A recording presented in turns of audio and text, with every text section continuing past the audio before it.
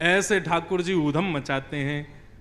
परंतु आज ब्राह्मण नहीं आए यशोदा मैया के यहां, आज ब्रज की गोपियां आई हैं। आज क्या हुआ? शुकाचार्य जी वर्णन करते हैं कि देखे बिन कान्हा जब मन नाही माना, इन आंखों से आज हमने ब्रह्म पहचाना है। कृष्ण चरण कमलों में मन को लगाना, इन गोपियों का ताना ये बुलाना तो बहाना है। बहुत ध्यान से सुनिएगा। आज असंख्य गोपियां आई हैं नंद भवन। क्यों आई हैं? ठाकुर जी पर आरोप लगाने आई हैं, और ये आरोप सारे झूठे हैं। ये आरोप लगाने के चक्कर में कृष्ण का दर्शन करने आई हैं सब गोपियां। मन में क्या विचार करके आई हैं? बोले झूठे झूठे आरोप लगाएंगी, हमारे आरोपों को सुनकर के यशोदा मैया को गुस्सा आएगा, जैसे ही ठाकुर जी को डांटने के लिए बुलाएंगी सोई हमारे नंद नंदन हमको दिख जाएंगे, हमारी नेत्र सजल हो जाएंगे। क्यों? अष्ट सखा कहते हैं गोपियों को यदि 2 दिन तक ठाकुर जी नहीं दिखते तो गोपियों की स्थिति क्या होती है? दर्श बिन दुखन लागे नैन, दर्श बिन दुखन लागे। गाओ सब लोग, हमारे भी दुख रहे हैं। कब आएंगे लाल जी? कब विराजेंगे? कब 56 भोग लगाएंगे? दर्श बिन दुखन लागे नैन, दर्श बिन दुखन लागे नैन, दर्श बिन दुखन लागे नैन, दर्श बिन दुखन लागे नैन। हाँ दर्श बिन दुखन लागे, हाँ दर्श बिन दुखन लागे ओ दर्श बिन दुखन लागे, दर्श बिन दुखन लागे। जब से तुम बिछुड़े प्रभु मोरे, जब से तुम बिछुड़े प्रभु मोरे, कबहू न पायो चैन दरस बिन, कबहू ना पायो चैन दरस बिन, कबहू न पायो चैन दरस बिन, कबहू ना पायो चैन दरस बिन दुखन लागे, दरस बिन दुखन लागे। हाँ दरस बिन दुखन लागे। दरस बिन दुखन लागे। मीराबाई का पद है, विरह व्यथा काहू सो सजनी, विरह व्यथा काहू सो सजनी, विरह व्यथा कासू कहूँ सजनी, विरह व्यथा कासो कहूँ सजनी, बह गई करवत ऐन दरस बिन, बह गई करवत ऐन दरस बिन, कल ना परत पल हरी मग जोवत, कल ना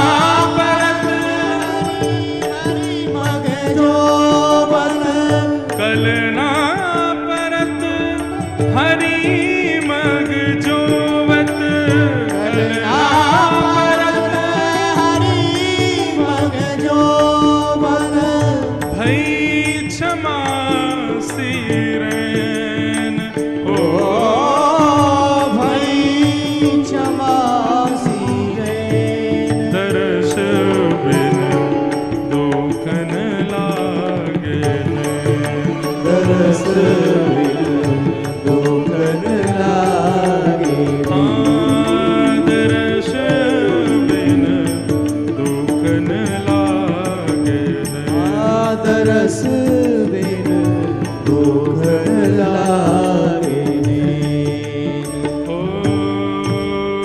मीरा के प्रभु कब रे मिलोगे मीरा के प्रभु कब रे मिलोगे मीरा के प्रभु कब रे मिलोगे मीरा के प्रभु कब रे मिलोगे दुख में टण सुख देन प्रभु जी मोरे दुख में टन सुख देन प्रभु जी मोरे दुख में टण सुख देन प्रभु जी मोरे दुख में टन सुख देन आदर्श बिन दुखन लागे दरस बिन दुखन लागे आदर्श बिन दुखन लागे आदरस बिन दुखन लागे मीरा के प्रभु कब रे मिलोगे मीरा के प्रभु कब रे मिलोगे मीरा के प्रभु कब रे मिलोगे मीरा के प्रभु कब रे मिलोगे मीरा के प्रभु कब रे मिलोगे मीरा के प्रभु कब रे मिलोगे मीरा के प्रभु कब रे मिलोगे मीरा के प्रभु कब रे मिलोगे दुख में दृढ़ सुख देन प्रभु जी मोरे दुख में टन सुख देन प्रभु जी मोरे दुख में दृढ़ सुख देन प्रभु जी मोरे दुख में टन सुख देन प्रभु जी मोरे दुखन लागे दरस बिन दुखन लागे आदर्श बिन दुखन लागे आदरस बिन दुखन लागे बोल गिरधर गोपाल की गोपियों की ऐसी स्थिति हो गई कि अब ना तो घर के कार्यों में मन लग रहा है ना किसी भी प्रकार की कोई क्रिया कर पा रही हैं। ऐसी स्थिति में गोपियों ने आपसी गुट बनाया और मन में सोचा कि अब ना उल्हाने लेकर के चलो, कृष्ण के उल्हाने देख करके इस बहाने से दर्शन करके आएंगी। और सब गोपियां पहुंच गईं और पहुंच करके वहां यशोदा मैया से भगवान की झूठी झूठी शिकायत करने लगी। क्या शिकायत कर रही हैं? सुखदेव जी वर्णन कर रहे हैं। वत्सान मुंचन क्वचिद समय क्रोश संजात हास स्तेयं स्वादद्दधिपय कल्पितैस्तेययोगै मरिकान् भोक्षमिव जति सचेन नात्रिभाण्डं भिनत्ति द्रव्यालाभे सगृह कुपितो यात्युपक्रोशतो का। ये गोपियों के उल्हाने हैं। उल्हाना सुनो, बहाने लगा रही हैं गोपियां। यशोदा मैया आई, अरे बहन आज इतनी सारी बहुएं आई हैं, नई नई बहू कैसे आई? कहा लेवे आई हो? दूध लेवे आई हो, मक्खन घी कहा चाहिए? गोपियां बोली न्याय न्याय चाहिए। अरे काय बात को न्याय चाहिए बहन, ऐसो काय है गो? बोले तुम्हारो जो लाला है काय दिन ब दिन ऊधम बढ़ातो जा रहा है अपने। याकू या कौदना पकड़ के रख लो, नहीं तो कौदना हम हाथ दिखा देंगी याकू। कहा कियो मेरे लाला ने? तब गोपियां कह रही हैं कहा ना कियो, ये बोलो कहा कियो। अब सब नंबर बाई नंबर गोपियां बोल रही हैं। पहली गोपी बोली, बोले तुम्हारो लाला चोरी करे, मक्खन की चोरी, और तुम्हारे लाला को जा घर से मक्खन ना मिले, वह घर में जावे और वह घर की गैया के बछड़ा बछियान को खोल के भाग जाए, सबरो दूध बछड़ा बछिया पी जाए, हमें पीवे को मिले ही ना। एक गोपी बोली या से काम ना चलेगा, एक और ब्रह्मास्त्र छोड़ो, थोड़ी बड़ी बात करो। इतनी छोटी बात से मैया को गुस्सा नहीं आएगा, क्योंकि मैया ने कह दिया, बोले मेरो लाला को यूं लगे ये गैयान को दूध है, ये बछड़ा बछिया ही तो पी में, हम लोग उनको हक क्यों पी जावे? या हमारे मेरो लाला खोल के चलो जाए कि भैया ये तो बछड़ा बछियान को अधिकार है, उनको ही मिलना चाहिए। गोपी बोली इससे काम नहीं चलेगा, दूसरी बात को। एक गोपी बोली मैया तुम्हारो लाला अकेलो मक्खन की चोरी करे तो हमें समझ में आवे, लेकिन या के संग तो 3 सेना चले, जल थल और वायु, तीनों सेना ने लेके चले संग में। कैसे? बोले कई ग्वाल बाल तो मार्ग से ना आकर के यमुना में तैर के गोपीन के यहां पहुंच जाएं, वो जल सेना। कई ग्वाल बाल जो है का वो गलीन में घूम घूम के पहले से देख दाख के एस्कॉर्ट करके चलते हैं ठाकुर जी को, कहीं से गोपी तो नहीं आ रही है। और एक वायु सेना चलती है, बोले काय की? बोले बंदरन की, वो एक दूसरे की छतन पर कूद कूद के जामे और दूर से ही देख ले कहां मक्खन टंगो भयो है, और वहीं से कू कू आवाज करके लाला को संकेत पहुंचा दें, लाला वाह घर में मक्खन टंगो चलो। 3 सेना चले आपके लाला के संग में। मैया बोली देखो आप सूर्य को दिया दिखाने वाली बातें कर रही, मेरे घर में 9 लाख गैया हैं, इतना मक्खन, इतना दही, इतना घी, इन सबको छोड़ के लाला तुम्हारे यहां चोरी करने जाएगा? अरे छोटा सा बालक है, कभी जाके वाने खा लियो तो यहां पे तुम वहां कुछ चोरी को इंजाम लेके आ गई हो। मेरो लाला कोई इतना भूखो ना है, और यदि भूख लगे तो हमारे घर में कोई कमी ना है। अरे लाला है, बालक है, वह को गोद में बिठाओ, प्रेम से माखन खवाए दे करो, या में इतने उल्हाने बनाने की क्या जरूरत है? गोपी बोली हम करके देख चुकी हैं।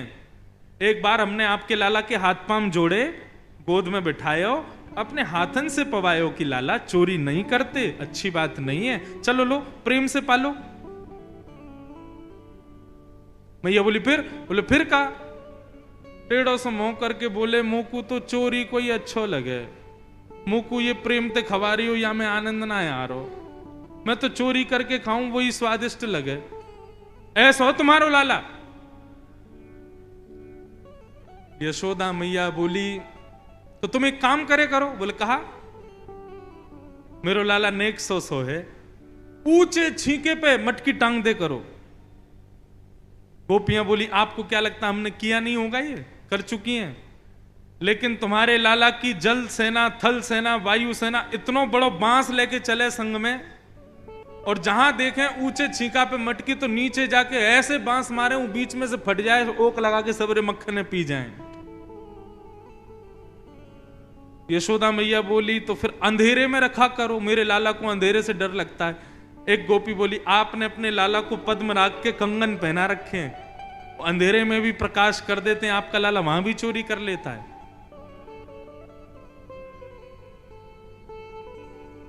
इतने पर भी मैया को ज्यादा क्रोध नहीं आया। तब एक गोपी बोली मैया तुम्हारो लाला चोरी कर जाए वासे भी हमको ज्यादा दिक्कत ना है, लेकिन नात्रिभांडम भिनत्ति। सब लोग ध्यान से सुनो, गोपियां कहती हैं बोले चोरी कर जाए कोई दिक्कत नहीं, लेकिन बचा कुचा मक्खन छोड़ के नहीं जाता है।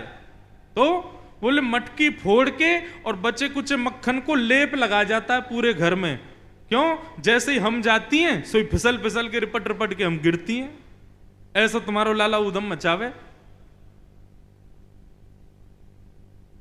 एक गोपी बोली, मैया आप कह रही हो अंधेरे में रख दे करो, ऊंचाई पर रख दे करो, आदि आदि सब बात, लेकिन यदि तुम्हारे लाला ने हमारे घर माखन चोरी करवे को मन बना लियो और यदि हमने वाकू रोकवे को प्रयास कियो तो भी तो शामत है हमारी। बोले क्यों? तो एक गोपी बोली, मेहनादि निवास्तो। गोपी बोली, तुम्हारे लाला को जिस घर से मक्खन नहीं मिलता उस घर के बाहर चिन्ह बनाए जाते हैं। क्यों? बोले एक दिन आएगा इस घर का और इसमें वो होगा कि पूरे दिन चूल्हा नहीं जलेगा। ऐसा कहा हुआ। बोले हम लोगन के जगवे से पहले तुम्हारो लाला आ जाए और अपनी धोती वोती खोल खाल के चूल्हा पे बैठ के सब करियावे। अब कहा करियावे ये विचार कर लियो। शुक्राचार्य जी कह रहे हैं भैया ये बातें 100% नहीं 200% झूठी हैं, लेकिन ये इतनी बड़ी बड़ी बातें बना के बोली इसलिए जा रही हैं ताकि यशोदा मैया को गुस्सा आवे और वो लाला को बुलावे। जैसे ही ये बात कही मेहनादि निवास्तो, मैया को थोड़ी सी भौहें चढ़ गई। गोपी बोली, हाँ गुस्सा आ रहा है और तेज, और कुछ और बोलो, जल्दी बोलो। एक गोपी बोली, मेरे पतिदेव का 60वां जन्मदिन था, सत्यनारायण भगवान की पूजा करवाई मैंने घर पे, तुम्हारो लाला आयो, मैं पंजीरी भूज रही, सुमो से आके बोलो भाभी जी कहा कर रही हो? मैंने की लाला आज तेरे भैया 60 वर्ष के है गए, उनके काजे सत्यनारायण की कथा रखी है, पंजीरी भूंज रही हूं। मुंह से बोले सत्यनारायण कौन है? मैंने की सत्यनारायण भगवान है, सत्यनारायण जय जय हैं। तो मोते बोलो भाभी वैसे एक सत्य बात बताऊं, तू या पंजीरी को भोग मेरो ही लगा दे, क्योंकि असली सत्यनारायण तो मैं ही हूं, असली जय जय तो मैं ही हूं। तो मैंने भी नेक ऐसे गाल पे ऐसे धर के कह दी, अरे आयो बोलो सत्यनारायण मोह धोवे ना है, नहावे धोवे है ना, बने सत्यनारायण। तो मुंह से बोलो भाभी याद रखियो, आज तेने असली सत्यनारायण को अपमान किया है तो को भोगना पड़ेगा। इतने में कहां से पता नहीं कुत्ता के 2 पिल्ला उठा लाए और मेरे सत्यनारायण भगवान के सिंहासन पे जाके बैठा दिए और जाते जाते बोले भाभी ने देख ली हो आपके सत्यनारायण भगवान कैसे लग रहे हैं। मैं दौड़ के गई तो बीच में चतुर्भुज नारायण और दोनों तरफ पिल्ला बैठे हैं। परमानंद दास को ठाकुर लायो पिल्ला घेर, ऐसो उधम मचावे तुम्हारो लाला। यशोदा मैया को क्रोध आया और मैया ने आवाज लगाई, लाला ओ कन्हैया जल्दी आ। सुबह सुबह का समय, ठाकुर जी सो के उठे, रात में मैया काजल लगा देती है। अब सुबह असमय में जैसे ही ठाकुर जी उठे, पालना में लेटे थे, आंखें जैसी मीड़ी तो काजल पूरा ऐसे फैल गया, जगन्नाथ भगवान बन गए ठाकुर जी। कोमल कोमल चरण ठाकुर जी के छुम छुम छुम करते हुए जैसे ही यशोदा मैया के पास आए, ठाकुर जी को देखते ही गोपियां बलैया लेने लगी, जय हो आज हमारे नेत्रों को सुख मिला है, आगे श्याम सुंदर। बंधुओं एक बात विचारणीय है, ठाकुर जी की उम्र कितनी है? 3.5 वर्ष, और गोपियों की उम्र कितनी है? 60 साल 70 साल। बिना दांत वाली गोपी भी खड़ी है और सारी गोपियों को ठाकुर जी अपने प्रियतम के रूप में दिखा रहे हैं। ये कैसे संभव हो सकता है? 3.5 वर्ष के बालक के प्रति प्रियतम का भाव कैसे आ सकता है? यही तो कृष्ण लीला है। ये सब गोपियां प्रियतम रूप में ठाकुर जी को देखती हैं। ठाकुर जी आए और यशोदा मैया के ओट में छिप गए। यशोदा मैया बोली, लाला ये सब तो पे आरोप लगा रही हैं, तेने माखन खायो, ये कियो वो कियो। सो ठाकुर जी की मोटी मोटी बूंद निकलने लगी आंखन से। सुबह सुबह को समय, मैया गले ना लगा रही, मुझको दूध ना पिवा रही, मुझको डांट और रही है इन गोपीन के मारे। तब ठाकुर जी बोले, मैया हाँ करी मैंने चोरी। क्यों करी? यो ना पूछेगी क्यों करी? बोले क्योंकि ये सब गोपी मक्खन निकाले और वह मथुरा में कंस के यहां बिक के आ जाए, वह राक्षस के यहां दे के आवे। मैं राक्षस के यहां सदवस्तु ले जावे से रोक रहे हूं, नहीं मान रही है, या हमारे चोरी करूं ताकि वो सदवस्तु वह राक्षस के यहां नहीं जावे, या हमारे चोरी करूं। और मैया यदि तो को मेरी चोरी करवे से इतनी दिक्कत है आज मैं तोकू वचन दे रहा हूं, मैं आज के बाद चोरी नहीं करूंगा, लेकिन मेरी एक बात माननी तोकू पड़ेगी। मैया बोली कहा बात? तब ठाकुर जी कह रहे हैं सौ खाऊं पर घर ना जाऊं मैया, अब ना करूंगो चोरी, पर सांची कह कब लावेगी मोकू तो दुल्हन गोरी। तू चाहे मैया कि मैं चोरी करवे ना जाऊं? बोले हाँ, तो फिर मेरो ब्याह करा दे। और मेरो ब्याह करा दे कि गोरी सी एक बढ़िया सी सुंदर सी छोरी ले आइयो, सोई मैं चोरी करना बंद कर दूंगा। अब तो मैया को इतना आनंद आया, छोटे से ठाकुर जी ब्याह की चर्चा। मैया ने तुरंत उठाए, गोदी में बैठा, कहां से सीख के आवे इन बातन ने? कौन सिखावे? बोले मेरे गुरुजी मधुमंगल हैं, मेरे सखा मधुमंगल श्रीदामा वही सिखा मैं। मैया बोली एक गोपी से डंडा तैयार रखियो, आज या मधुमंगल है आंधे, मेरे लाला ये सब सिखावे। अच्छा मैया मेरी बात तो सुन, कब लावेगी बहू? बोले कब चाहिए? बोले पहले सुन तो ले, कैसी चाहिए? बोले हाँ बता। तब ठाकुर जी कह रहे हैं भोरी सी होए सुभग छोटी, सुआ सारी नाक आंख मोटी। मैया भोरी सी लइयो, भोरी भाली सी हो, और इतनी छोटी लइयो कि मैं अपनी जेब में धर के गैया चरावे चलो जाया करूं, और बीच बीच में बाकू निकार के वासे बात कर ले करूं। मैया बोली अच्छा। सुआ सारी नाक, पैनी नाक हो और बड़ी बड़ी आंख हो। अच्छा और? बोले जैसे ही मैं घर लौट के आया करूं सोई घूंघट कर ले, तोते छुपाए मुख घूंघट में मुख मुस आ जाए थोड़ी थोड़ी। मैया जैसे ही तू वाके सामने आवे ना, सो तो को देख करके सोई घूंघट करके मुस्कुरा जाए करे, ऐसी बहू लिया मुख। मैया बोली वाह, और बता लाला, चल ले आऊंगी तेरे काजे बहू, और कहा चले तेरे मन में आज सब निकाल। ठाकुर जी कह रहे हैं मैया एक बात तो समझाऊं। मैया मेरी एक बात सुन ले तू। बोले कहा? बोले ब्याह में जाएंगे, तू भी जाएगी, बाबा जावेगो, पूरा गोकुल जावेगो, लेकिन बलदाऊ संग न ले जाऊं, या दाऊ दादा ना लेके जाऊंगा संग में। मैया बोली क्यों? तेरो बड़ो भैया है। अरे तू ना समझे, मैं कारों वो गोरो है ना, कहीं वो गयो और बहू को मन आ गयो, ये गोरो वालो बढ़िया वह को माला पहना दी तो। मैया मोए गोरो दुल्हा बनाए दी, जो कहीं हंसे ना वहां की छोरी। भैया तू मेरो ऐसा श्रृंगार कर दी जो कि कहीं मां की छोरी मोह देख के हंसे नहीं। मैया सुनती जा रही है, मैया के प्रेम के आंसू निकल रहे हैं।